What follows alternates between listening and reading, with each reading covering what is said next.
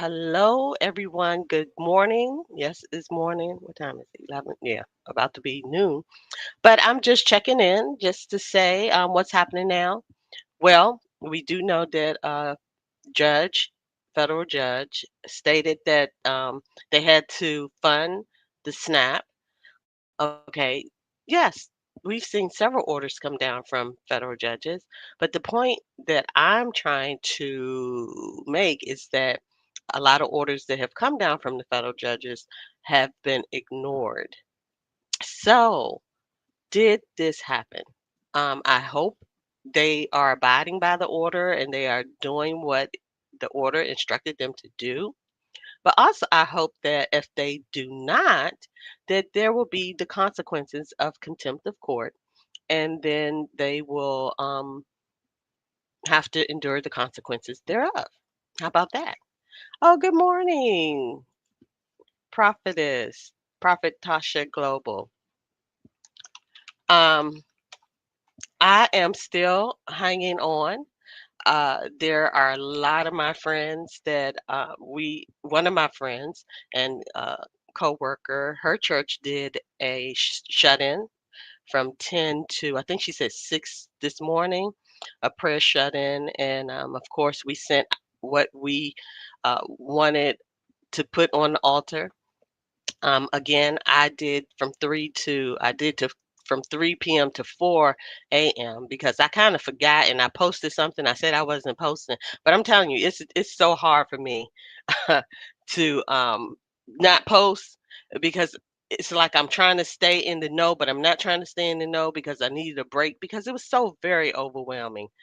So very overwhelming. This whole situation is very overwhelming. Um, as for me, no, I have never before went through a furlough.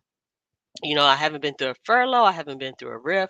Now, one time the company was shutting down, and of course, we all were let go.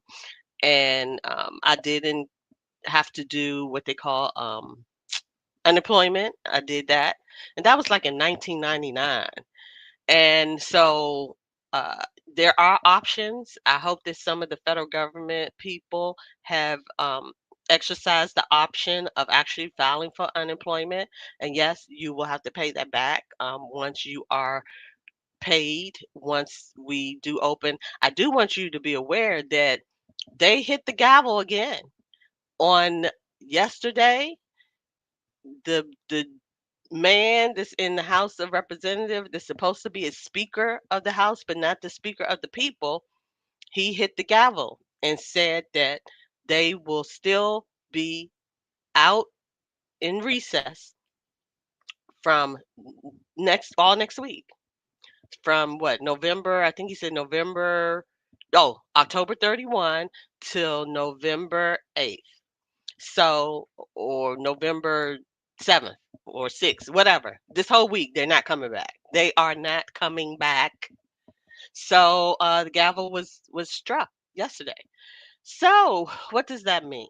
That means we still will not have no major negotiations. That still means that now there is a uh, case before the federal courts. They are suing Arizona AG, Attorney General has sued Mike Johnson for not actually swearing in their representative in Arizona who has been duly elected, legally elected September 23rd of this year, and she still has not been sworn in. Now, I really kind of wish they would have never said that she would be the 218th signature so that the vote to be put on the floor for the files to be released, because that somehow that is being played in this whole we're not having y'all come back. I mean, how many times are they going to hit that gavel and tell the House not to come back to session? I mean, next Friday, are they going to do the same thing? And so, when will they ever come back so that we can do this thing called uh, "We the People" that you all work for? Do your job. so that people can get back to work, people can start getting their checks. And again, I am just hoping that they will abide by the order to actually fund SNAP today because they have the reserves. It's so unfortunate that the actual regulation that was posted on that website, that government website, was taken down. It's like they want people to be ignorant. They want people to be ignorant. And so now it's like going back into our civics class, you know, and we're having to go back into our civics class in government class. I'm sure everybody had to go through that in school to understand. And like we stated, it said that they had to go, all the states had to come together to file this case with the federal government, because, they did have a standalone bill that was in the Senate to just go and fund the SNAP, and that was voted down.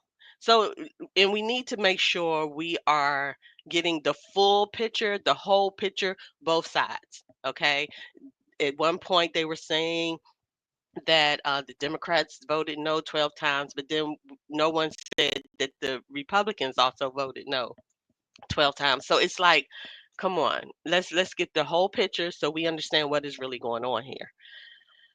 I like I said, I have been so overwhelmed because when you're trying to uh keep the faith, you're in prayer, you're saying, God, when will we get some movement, some real answers, something really happening that we can see that our prayers are just not hitting the ceiling, that our elderly, our widows, our children, that they are being taken care of, and so many people are claiming Christianity, okay, but are they true followers of Jesus Christ? Because if they were, we would not be in this situation right now. Truthfully, I was listening to a young lady who used to be a who was raised Christian nationalist.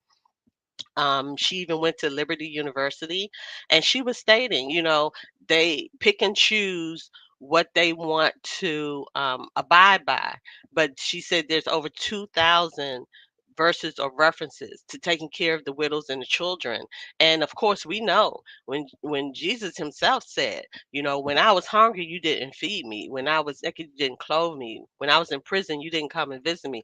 Depart from me, you workers of iniquity. So let's put that right there in the forefront. Okay, let's put that in the forefront and measure people against that.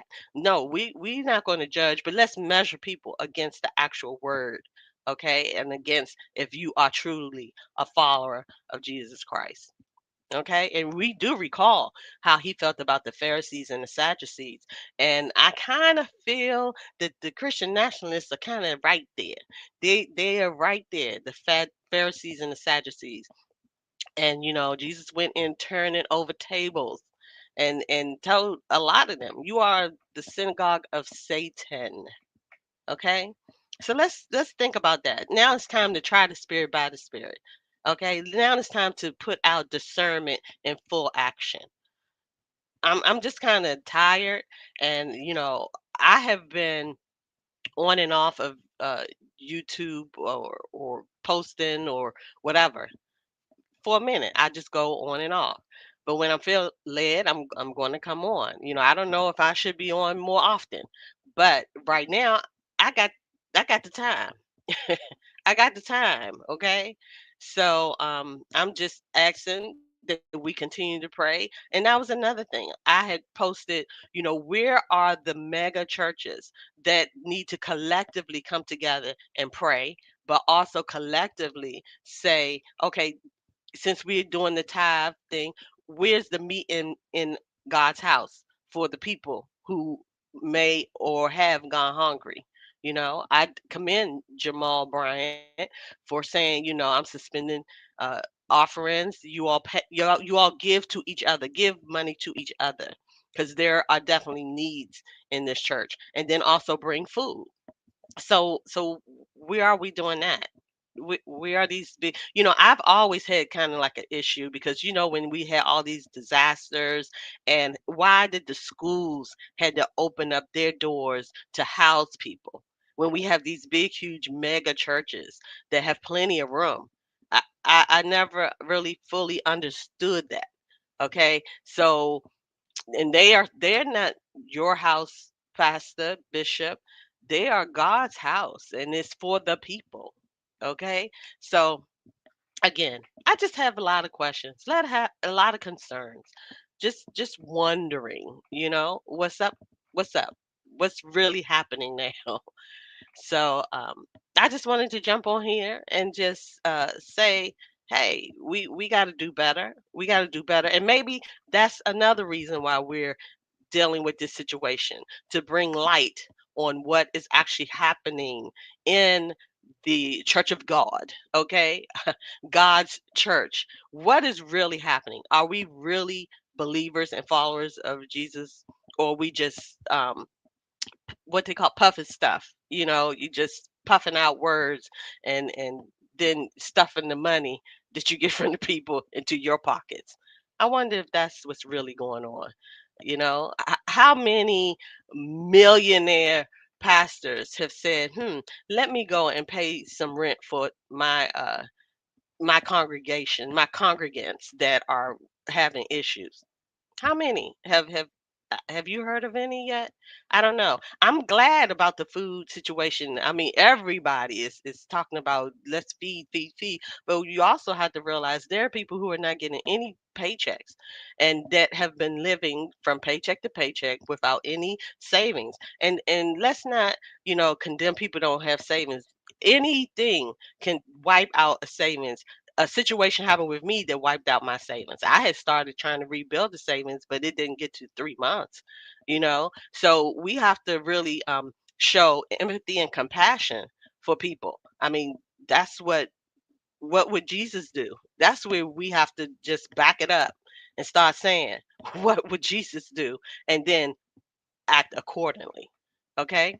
So hey, who am I? I'm just here to just try to get some answers and maybe, provoke some thought within yourself, and for all of us to kind of look at ourselves and see where we are and what is really happening now, even within our spirit, you know, in our soul, in our heart.